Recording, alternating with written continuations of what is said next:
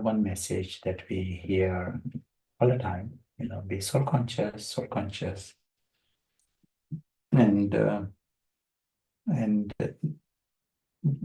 if it was so easy, everyone understands soul, and half the population in this country believe in the soul. It is not a new thing. 75% of the population of USA believe in the soul. But the soul consciousness is not a reality for them. They don't even aim for that. And there are some the scientists, for example, they might say, "Oh, it doesn't even exist." That they're more open about it. And the reason, there are reasons, and we need to understand the deeper factors, to hold this soul awareness. The difference between deity and Iron Age human being is soul consciousness. Difference between God and human being is soul consciousness. It is just as much. God is soul conscious, and your whole game of purification is becoming soul conscious.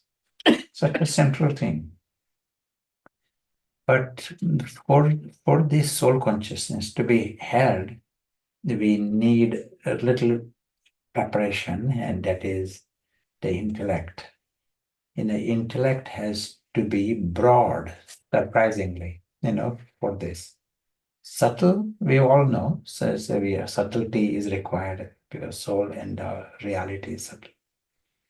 We all have in a subtle intellect, we all have broad intellect, but still it needs training, to see in a big way, to stretch the intellect, to see eternity, and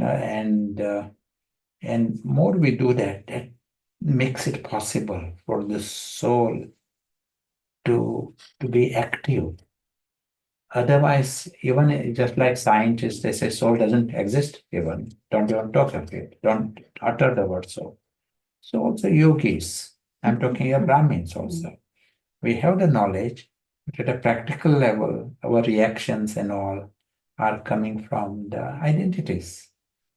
Understand? No? For us, petty things of this anthill, that is my language for this, and not all drama, the petty things, what is going on in that becomes such a big thing, in the mind at least, you're thinking about, worrying about, because the identities are still active, even though we know about so it can be Brahmin area, but still it is not soul consciousness. So how to stretch this intellect? It is like along with other efforts that we are doing, remembering the home, remembering the father, and spinning the cycle. One more effort. Even you are just right now here. This is someone is sitting here. See, this is a drama going on here. This is a stage. This is a drama. And here are the actors, invisible actors. And they have come from supreme home to play the part. And they are going to go back. Just to grapple with this, you need to use a different intellect. This big stage, this is a big stage. As Papa was saying, Earth itself, whole physical universe is a stage for this. And this drama going on here. Someone is yawning and someone is snoring. And there are these actors, invisible actors, who are just temporarily associated here. And they are going to go back. And their world is beyond bigger than this one. And it is eternal. Wow, this is big. The part itself is of 50 years, 100 years. Part here. So they are immortal. It becomes a reality. So I feel the stretching of the intellect that happened. And your scale changes. The way you are seeing things, scale changes. And on that scale, soul awareness becomes your experience.